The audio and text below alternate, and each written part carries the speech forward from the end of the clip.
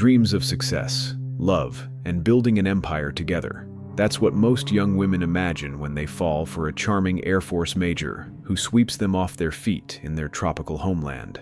Andreen McDonald was no different. A brilliant young woman from Jamaica, only 19 years old, was captivated by a distinguished 29-year-old U.S. Air Force officer who had returned home for a funeral. Winning her heart with promises of the American dream, the two married and built a million-dollar empire together. But what seemed like the perfect success story would soon turn into a murder that exposed the dark underbelly of the American dream, a case that would fool a community and devastate a family. On Friday, March 1st, 2019, at 1:22 p.m., the Bexar County Sheriff's Office received a welfare check call at 1042 Solitude Cove in the affluent Stone Oaks neighborhood of San Antonio, Texas. A concerned friend had called about Andreen McDonald, a 29-year-old millionaire businesswoman who had failed to show up for work that morning. This was completely out of character for Andreen. She was a fitness enthusiast who never missed her morning gym routine, a dedicated mother to her 7-year-old daughter Alayna, and the driving force behind Starlight Homes Assisted Living, a business that had made her and her husband millionaires. When deputies arrived at the sprawling 2-story home, they found Andreen's friend Carol Ganbar and Andreen's mother, Maureen Smith, waiting anxiously outside. What they would discover inside would transform a missing person case into one of the most shocking murders in San Antonio history. Andreen Nicole Anderson was born on September 23, 1989, in Port Antonio, Jamaica, to parents Hyacinth Farron and Paul Anderson. She was the second of 3 daughters in a family that had emigrated to the United States, seeking better opportunities. From a young age, Andreen was driven by an unshakable belief that hard work could transform dreams into reality. Growing up in the picturesque coastal town of Port Antonio, Andreen embraced both her Jamaican heritage and her American aspirations. She was passionate about fitness, becoming skilled at powerlifting, a strength that would later play a disturbing role in her husband's defense strategy. But more than physical strength, Andreen possessed an entrepreneurial spirit that set her apart from her peers. In May 2009, when Andreen was just 19 years old, destiny arrived in the form of Andre Sean McDonald, a 29-year-old U.S. Air Force captain who had returned to Jamaica for a funeral. Andre was everything a young woman might dream of: distinguished, successful, and offering a pathway to the American dream that Andreen had always envisioned. She was excited when she met him, recalled Maureen Smith, Andreen's mother. Excited about the captain in the Air Force. They both decide for her to come to America. The romance moved quickly. Andre was charismatic, financially stable, and represented everything Andreen had worked toward. 2 months after they met, in July 2009, the couple married in Florida, where Andre was stationed. What appeared to be a fairy tale beginning would soon evolve into something far more complex and ultimately tragic. After their marriage, Andre was transferred to Lackland Air Force Base in San Antonio, Texas. The couple settled into their new life and soon welcomed their daughter, Alayna. Andreen, determined to build her own success, enrolled at the University of Texas at San Antonio, UTSA, where she earned a bachelor's degree in business administration with a focus on finance. But Andreen's ambitions extended far beyond a college degree. At just 22 years old, she launched Starlight Homes Assisted Living with Andre as her business partner. While Andre had the credit history and military background that helped secure the initial loan, it was Andreen who became the driving force behind the company's explosive growth. They were making 7 figures, said Stephen Spear, the assistant criminal district attorney who would later prosecute Andre, largely through her efforts. From their home health business, Andreen and Andre built an empire. They split the profits 50-50, but those who knew them understood that Andreen was the visionary, the one who understood the intricacies of the business, the one who made it all possible. By 2019, they owned a magnificent home in Stone Oaks and had accumulated wealth that most people could only dream of. But with success came tension. An abyss was forming beneath the surface of their picture-perfect life, an abyss that would eventually consume everything they had built together. February 28, 2019, started like any other day for the McDonald family. Andreen had her usual routine: gym in the morning, work at the assisted living facility, and an appointment with Andre at their tax preparer's office. But this seemingly ordinary day would become the last day of Andreen McDonald's life. The appointment at the tax preparer's office was routine business for the successful couple. They were expanding their empire, planning their fourth assisted living facility, and managing the financial complexities of their growing business. But as Andre sat in the waiting area, reviewing paperwork, he made a discovery that would change everything. When I was looking through the paperwork, I noticed something, that Andreen had started this business named Alayna's Property Management, Andre would later testify. Under the business, there was construction taking place for our fourth facility, which I found shocking because I remember when I did edits for the business plan, I submitted to Andreen to give them to the bank they were under Starlight Homes. What Andre had discovered was that Andreen had created a separate business entity without his knowledge, a business named after their daughter. To Andre, this felt like betrayal. Basically, that meant to me pretty much that she was robbing me, he would later tell a jury. The drive home was tense. Andre felt blindsided, suspicious that Andreen was attempting to exclude him from their business empire. But there was more fueling his anger than just the business discovery. Andre suspected that Andreen was having an affair with an ex-boyfriend from Jamaica, a man named Aubin Hall. The combination of financial betrayal and suspected infidelity created a toxic cocktail of rage that would explode later that evening. When they arrived home, their argument continued. Andre, feeling cornered and betrayed, made a threat that would prove to be prophetic. He told Andreen he was considering filing for divorce and splitting their business assets. For Andreen, this threat represented everything she had worked to avoid, the destruction of the empire she had built through years of dedication and sacrifice. Around 9 p.m. that evening, both Andre and Andreen's phones were turned off from the cellular network. This was unusual behavior for both of them, particularly Andreen, who was always accessible to her business and her employees. Cell phone records would later show that this was the last time Andreen's phone would ever reconnect to the network. Needing time to cool down, Andre left the house and drove to a nearby gas station, but even distance couldn't quell the rage building inside him. From the gas station, the argument continued via text message, with accusations flying back and forth about business decisions, financial control, and allegations of infidelity. "All you do is scheme, but I'm no fool," Andre texted his wife that night. The messages revealed a marriage in crisis, with discussions of divorce and bitter recriminations about trust and loyalty. In one particularly telling exchange, Andre texted, "Andreen, I don't care if you file for divorce." The words carried the weight of a man who felt he had nothing left to lose. When Andre returned home around midnight, he expected to find Andreen asleep in their daughter's room, as she sometimes did when they argued. Instead, he found her waiting for him, ready to continue their confrontation. What happened next would be disputed for years, with only one person left alive to tell the story. According to Andre's eventual testimony, the verbal argument quickly escalated when he again raised the possibility of divorce and splitting their business.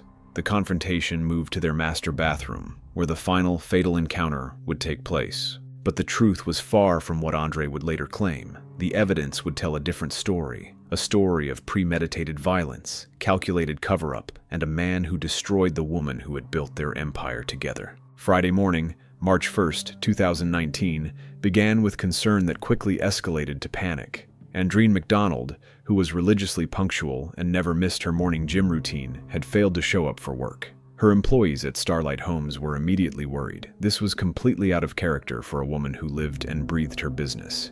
Carol Gonbar, one of Andreen's closest friends, received the first call from concerned employees around mid-morning. When Gonbar tried calling Andreen's phone, it went straight to voicemail. Something was wrong.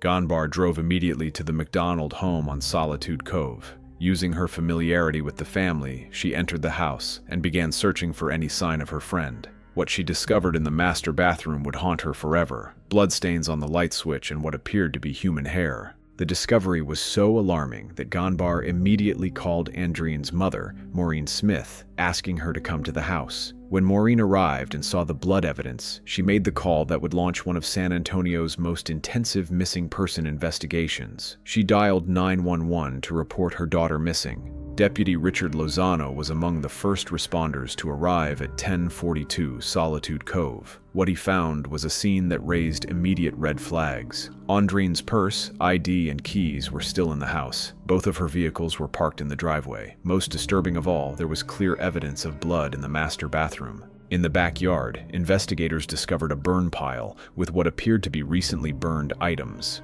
Among the debris, they found a zipper from what would later be identified as Andreen's blouse. The burn pile hadn't been there during previous visits to the property. Someone had been actively destroying evidence. While investigators were processing the scene, Andreen McDonald arrived at the house. His behavior immediately struck law enforcement as suspicious. When asked about his wife's whereabouts, Andreen claimed he had no idea where she was, but mentioned they had argued the night before. He then announced he was going to check Baptist Emergency Hospital, suggesting Andreen might have gone there for treatment of her migraines. Andreen's trip to the hospital was captured on surveillance cameras. The footage showed him entering the hospital and asking about a patient named McDonald. When hospital staff told him there was indeed a McDonald in room 3, Andreen appeared momentarily hopeful. But when he discovered it wasn't his wife, his reaction was telling. Instead of appearing relieved that Andreen wasn't hospitalized, he seemed frustrated by another dead end. When Andreen returned to his home to find law enforcement still there, he told investigators that Andreen was at the hospital. But when Deputy Lozano called the hospital to verify, he discovered that the McDonald who had checked in was not Andreen McDonald. Confronted with this contradiction, Andreen claimed he didn't know where his wife was.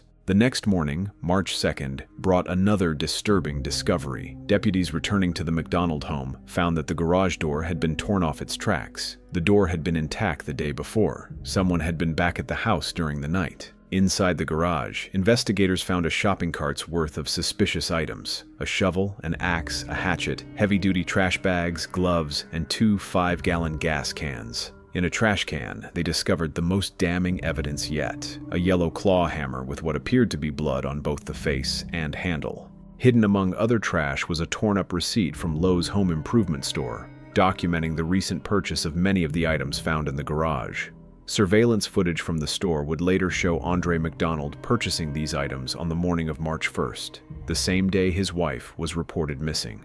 The most chilling discovery came when DNA analysis confirmed that the blood on the hammer belonged to Andreen McDonald. The missing person case had officially become a homicide investigation, even though Andreen's body had yet to be found.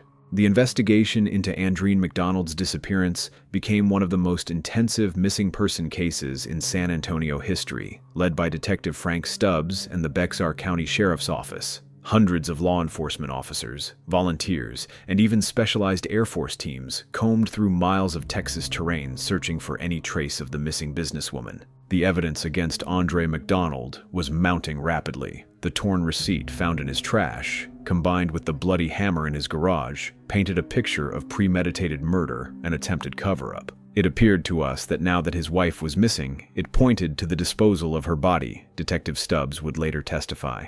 Look at that cart full of ill will. But Andreen McDonald wasn't just purchasing tools. He was also conducting extensive internet searches that revealed his state of mind. Investigators discovered that he had conducted hundreds of searches on his phone about DNA evidence, fingerprints, burned bodies, and decomposition. These weren't the searches of an innocent man worried about his missing wife. They were the research activities of someone trying to cover up a crime. On March 3rd, 2019, just 2 days after Andreen was reported missing, Andreen McDonald was arrested. However, investigators could only charge him with tampering with evidence based on the torn Lowe's receipt. Without a body, proving murder remained nearly impossible, despite the overwhelming circumstantial evidence. Andreen was eventually released on bond in April 2019, pending trial. During the months he was free, the search for Andreen continued relentlessly.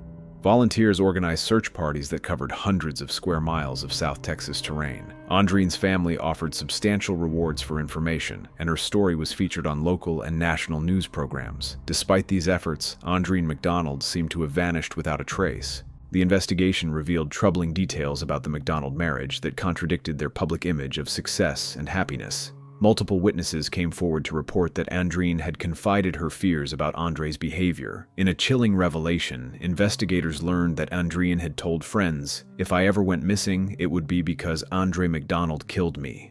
This wasn't just paranoid fear. It was prophetic insight from a woman who understood the dangerous man she had married. According to witness testimony, Andreen had a history of physical abuse toward Andreen, and their relationship had become increasingly volatile in the months leading up to her disappearance. The business dispute that Andreen claimed triggered their final argument was more complex than initially apparent.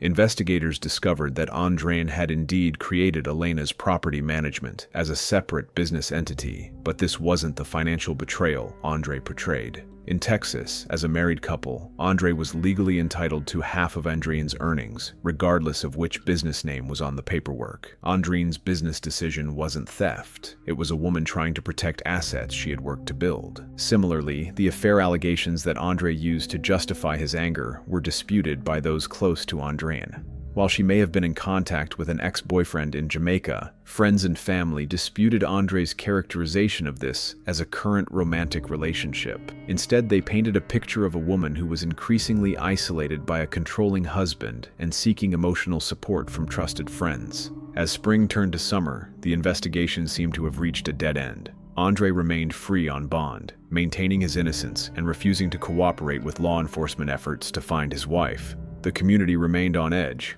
wondering if they had a killer living among them. Then, on July 11, 2019, 133 days after Andreen McDonald vanished, a break came from an unexpected source. Clifton Klabunda was doing routine work on his private ranch property off Specht Road in northern Bexar County when he made a discovery that would change everything.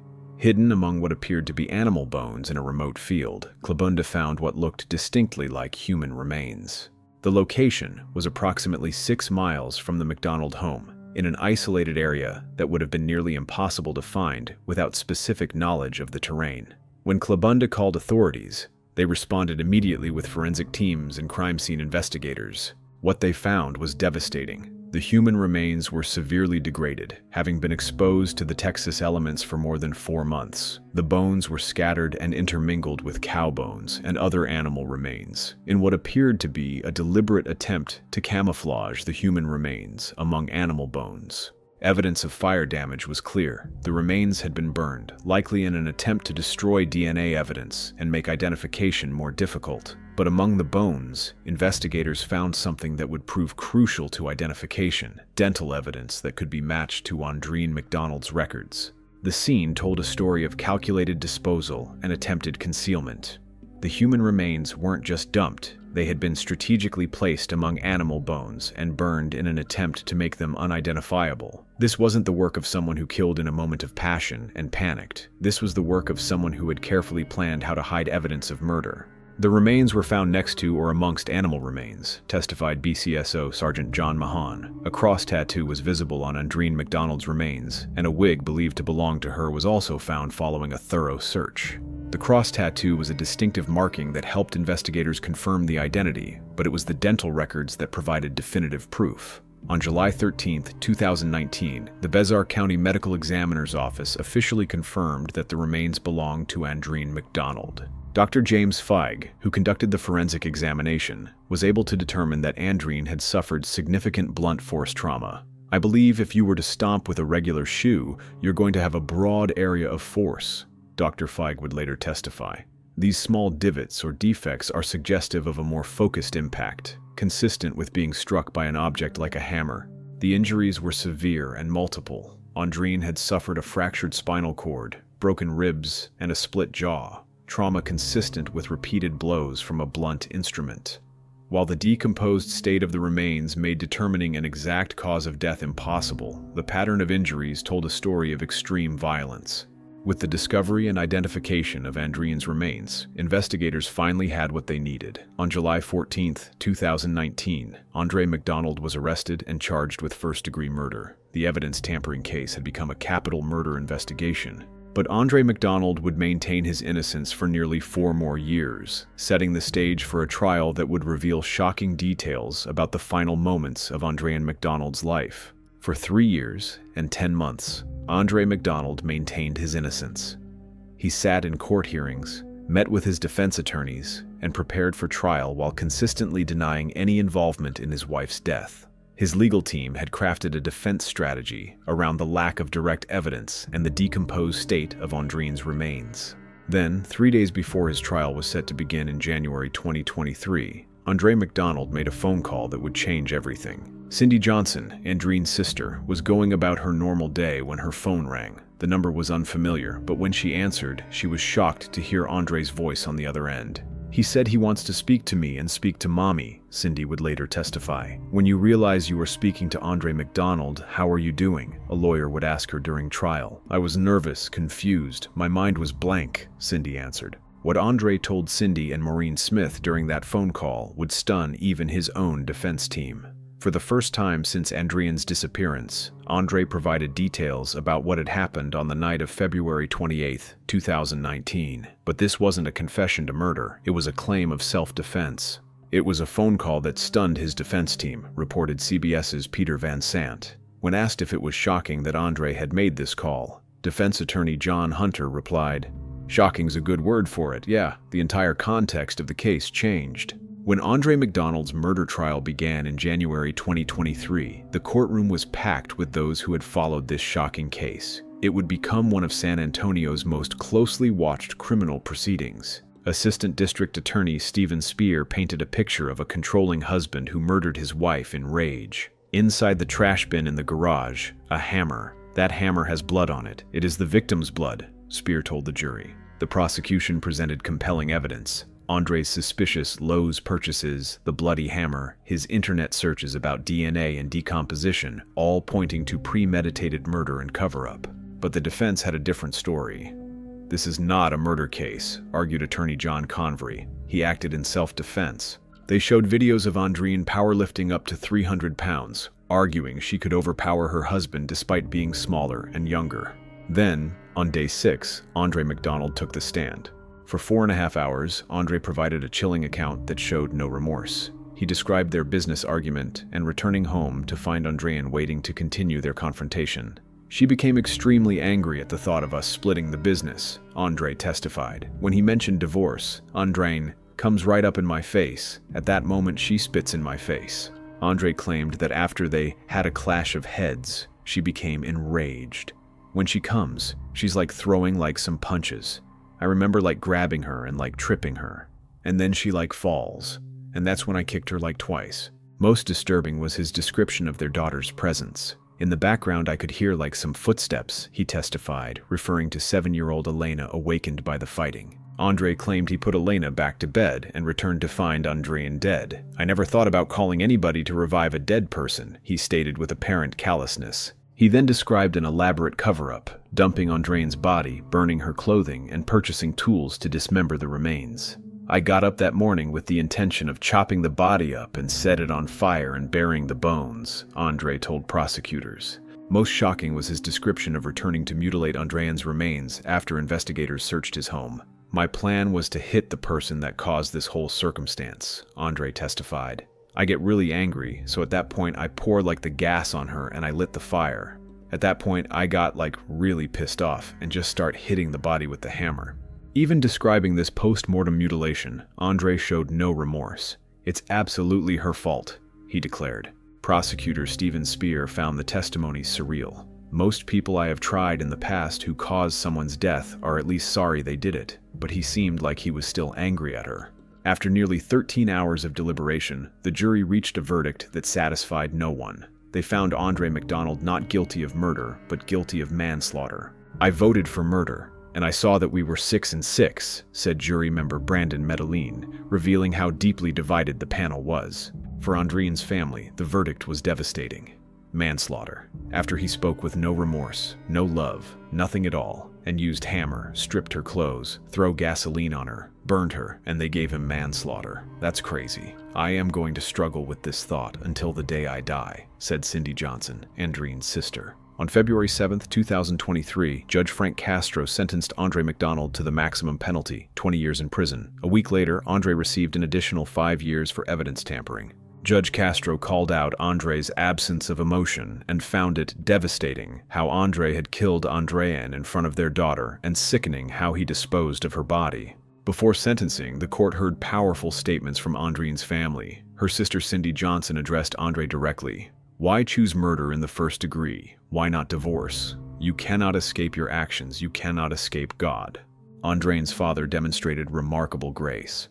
In spite of everything, I forgive you. I love you. That cannot change. A part of me is going to jail. I forgive you, and it's your duty to see God forgive you. But the most heartbreaking statement came from 7-year-old Alayna. To Andreen McDonald, you killed my mother. You took away my life, and you broke my heart, and you hurt my feelings, and you will pay for what you did. You will be punished forever. These words from a child who had witnessed her father kill her mother encapsulated the true tragedy. The Andreen McDonald case had repercussions extending far beyond the criminal courtroom. In 2024, a civil jury awarded Andreen's family $210 million in a wrongful death lawsuit, reportedly the largest personal injury verdict in Bexar County history.